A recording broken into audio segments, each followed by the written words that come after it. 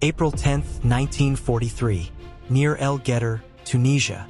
The desert wind blew hot and dry across the ridges as a battered column of German soldiers trudged through the sand. Dust caked their uniforms. Their field gray coats faded from weeks of retreat. Among them marched Oberstleutnant Karl Weber of the 10th Panzer Division. 23 years old, sunburned, hungry, and utterly exhausted.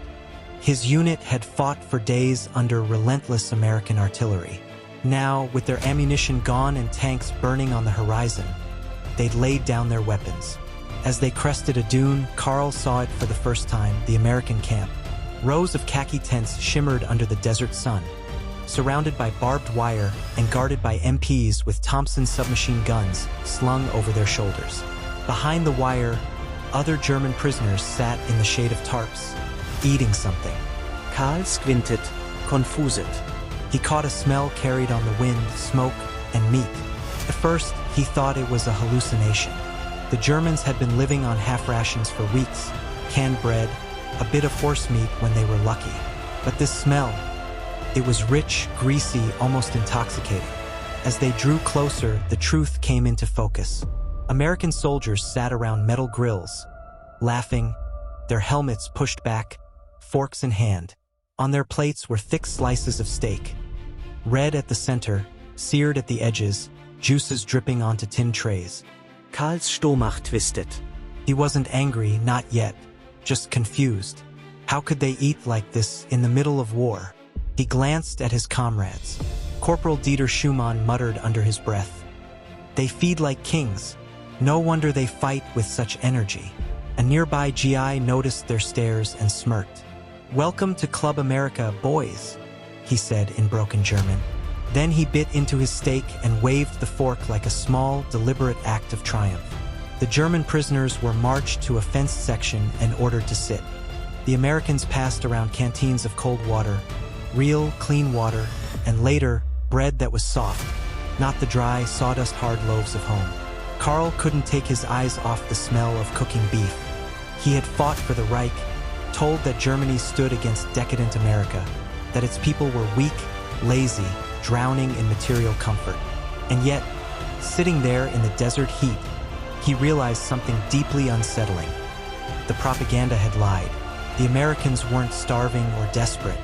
They were powerful enough to fight a war and still eat better than any German soldier at home. That night, as the prisoners lay beneath the stars, Karl whispered to Dieter, "If they have this much food here, what must they have back home?" Dieter didn't answer. The silence between them said everything. For the first time, Karl began to wonder, if a country could feed its soldiers steak in the middle of Africa, how could they ever be defeated? Seamlessly from where this left off. Weeks later, Karl's question still haunted him as he sat inside the hold of a Liberty ship bound for the United States. The Atlantic air was cold, sharp with salt and diesel. Around him, hundreds of other German POWs lay packed in rows of hammocks, their boots tied together to keep order. Guards walked the upper deck, rifles slung casually, their confidence palpable. For the prisoners, it was disorienting. They were being sent to the enemy's homeland, yet treated with a civility that didn't fit the picture they'd been taught to believe. Meals were distributed on schedule, clean water, soap, even cigarettes, handed out by grinning American sailors who joked, "You'll like Texas. Plenty of sunshine, plenty of beef." When the ship finally docked in New York Harbor, Karl stood at the rail, staring in stunned silence. He'd imagined ruins, a decadent, weak America crumbling under its own wealth.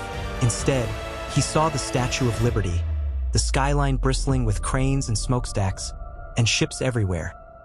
Cargo ships, troop transports, tankers. So many that the harbor seemed alive with motion. Even the smell of the air was different, heavy with fuel, steel, and something sweet, like roasted peanuts. The docks teemed with workers in overalls, unloading endless crates stamped with U.S. Army supply. Trucks rumbled by, brand new, painted olive drab and spotless. "This," Dieter murmured beside him, "is what total war looks like when you have everything." They were loaded onto trains, long silver cars that glided through landscapes Karl had never imagined. Green forests, golden fields, Tidy towns with neon signs and billboards advertising soft drinks, cars, and something called Lucky Strike. To the Germans, it was surreal. The war here felt distant, almost invisible. The stations they passed were crowded with smiling civilians, waving flags and lunchboxes. Children pressed their faces to the glass, staring at the captured enemy. After 3 days of travel, the train slowed near a wide-open plain in Oklahoma. The sun burned red over the horizon as they arrived at Camp Gruber, a sprawling complex surrounded by barbed wire and wooden watchtowers. Yet even from the window, Carl could see something that made his heart twist. Baseball fields, vegetable gardens, and beyond the fence, a group of American soldiers grilling over open flames. When the doors opened, the scent hit them again. Beef, onions, smoke. The guards joked, "Don't worry, fellas, you'll eat soon enough." Inside the camp, Carl found the barracks clean, stocked with bunks, blankets, and even heating stoves. He'd expected cruelty. Instead, he found efficiency and a strange, disarming normalcy. At mealtime, he stood in line with a tin tray and felt his throat tighten. On the menu that night, mashed potatoes, beans, white bread, and impossibly steak. Real steak, not a scrap of horse meat or powdered soup, but thick slices of seared beef, dripping with juices. He hesitated before taking it, half expecting someone to snatch it away. But the cook, an easygoing corporal from Illinois, grinned and said, "Go on, Kraut. We've got plenty." Carl sat at the long table in silence, staring at the meat. Around him, other prisoners murmured disbelief. Some crossed themselves before eating. Others just laughed softly, shaking their heads. As he took his first bite, a simple, overwhelming truth hit him. The enemy's soldiers, ordinary men, not officers, ate like this every day. He thought of his brother back home, surviving on black bread and ration cards, of his mother waiting in ration lines, of Hitler's speeches promising victory through sacrifice. But now, chewing a bite of steak in an American prison camp, Carl felt a chill that had nothing to do with the Oklahoma wind. If this was how America fed its prisoners, what did its soldiers eat at the front? Seamlessly from where this left off, Camp Gruber became a world of its own. A fenced-in city where the war seemed far away, yet its consequences hung over every conversation. For Carl and the others, the shock of abundance never faded. Every morning, they woke to the sound of a bugle and the smell of coffee, real coffee, drifting through the barracks. Breakfast came on time. Eggs, bacon, bread, butter, and sometimes oranges, the bright citrus scent filling the mess hall. At first, the Germans thought it was a trick. Propaganda maybe meant to make them complacent. But as the weeks passed, they realized the Americans weren't pretending. This was simply how things worked here. The guards weren't cruel either. Firm, yes, but human. Sergeant Bill McAllister, a tall farm boy from Kansas with a soft drawl, often chatted with them during roll call. "You boys keep your heads down, work hard, and you'll be just fine," he'd say, handing out mail or newspapers. Some prisoners even helped on local farms, earning small wages to buy soap, cigarettes, or postcards. Carl joined one of those work details. They rode out past the camp's wire in open trucks, under watch, to harvest wheat and mend fences for American farmers. What struck him most wasn't the freedom, but the land, endless, fertile, alive. The barns were full, the cattle fat and well-fed. Everywhere he looked, there was food. One afternoon, while resting under the shade of a cottonwood tree, Carl spoke quietly to the farmer supervising them, a man in his 50s named Walter Briggs. Walter wore denim overalls and a sun-faded hat, his hands thick with calluses. "You grow all this yourself?" Carl asked in halting English. Walter chuckled. "Me and my boys. And the government pays good for it these days. Army takes most of what we raise." Carl frowned. "You sell to the Army?" "Sure do. They buy everything: beef, wheat, corn, even sugar if you can get it." He took a sip from his canteen. "This country's one big machine right now. Everyone does their part." Carl stared across the vast fields. One big machine. The phrase stuck in his mind. He thought of the ruins of German factories, the ration lines, the bombed-out streets of Hamburg. Germany was starving itself to keep fighting. America, by contrast, was feeding itself while feeding the world, and somehow still building tanks, ships, and planes faster than anyone else. Back in camp that evening, the POWs gathered around the mess hall's long tables. The cooks were grilling again, the glow of the fire lighting up the night. Karl's friend Dieter leaned back on the bench, chewing thoughtfully. "You know," he said, "if we had eaten like this, maybe we'd have had the strength to win." Karl didn't answer. He just watched the Americans at the next table, laughing, playing cards, passing around bottles of Coca-Cola. The red and white label gleamed under the electric lights. He'd seen the drink in propaganda posters once, mocked as a symbol of Western decadence. But here, it was everywhere. Even the guards offered it freely to the prisoners on hot days. To the Germans, it became a kind of symbol not of indulgence, but of power, of confidence, of a nation so rich and stable that it could spare luxuries for enemies.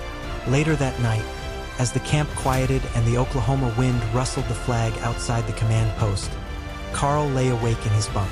The steak, the soda, the smiling guards, they weren't just comfort, they were proof.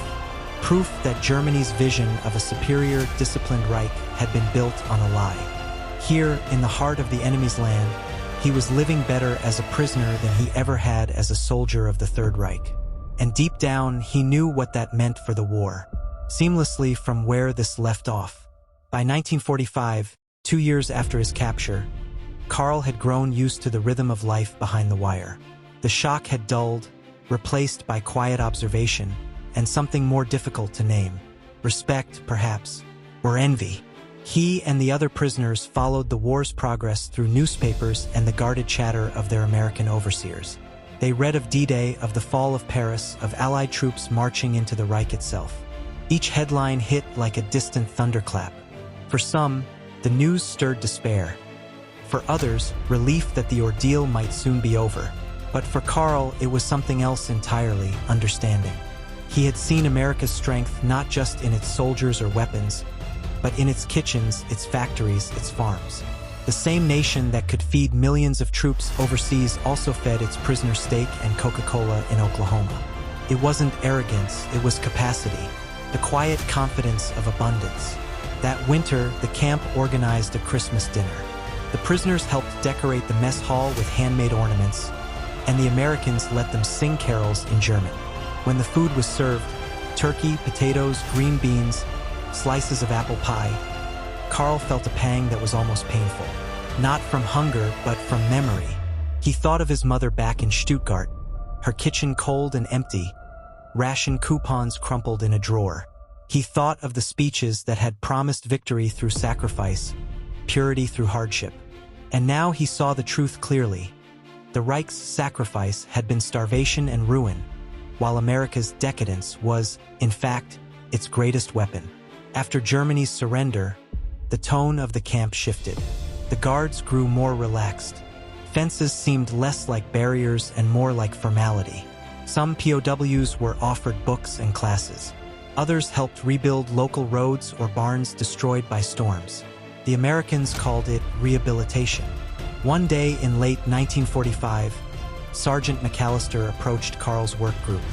"You boys will be going home soon," he said, lighting a cigarette. "Boat leaves next month.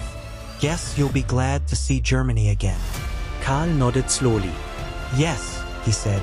Then, after a pause, "But not the same Germany, I think." McAllister looked at him for a moment, then smiled faintly. "No, son. Not the same world, either." When the day finally came, the prisoners boarded trains once more, eastbound this time. As the Oklahoma plains rolled past the window, Karl watched the endless farmland fade into forest, then city, then the docks of New York. Liberty ships waited again, but this time their holds were half empty, ready to send the defeated back to a broken continent. Standing on deck as the skyline receded, Karl took a last look at the cranes, the cargo ships, the glittering sprawl of America. He thought of the steak, the laughter, the simple dignity of how he had been treated. In that moment, something settled in him, a quiet conviction that Germany had lost not just because of military defeat, but because it had never truly understood what made nations strong. Power, he realized, wasn't built on fear or obedience or blind devotion. It was built on the ability to feed your people, even your enemies, and still have more to give. Years later, when Karl returned to a rebuilt Stuttgart, he would tell his son, "We learned in defeat what America already knew. A free country strong enough to feed everyone is almost impossible to destroy." And sometimes he'd smile and add softly, "You can tell a lot about a nation by what its soldiers eat for lunch."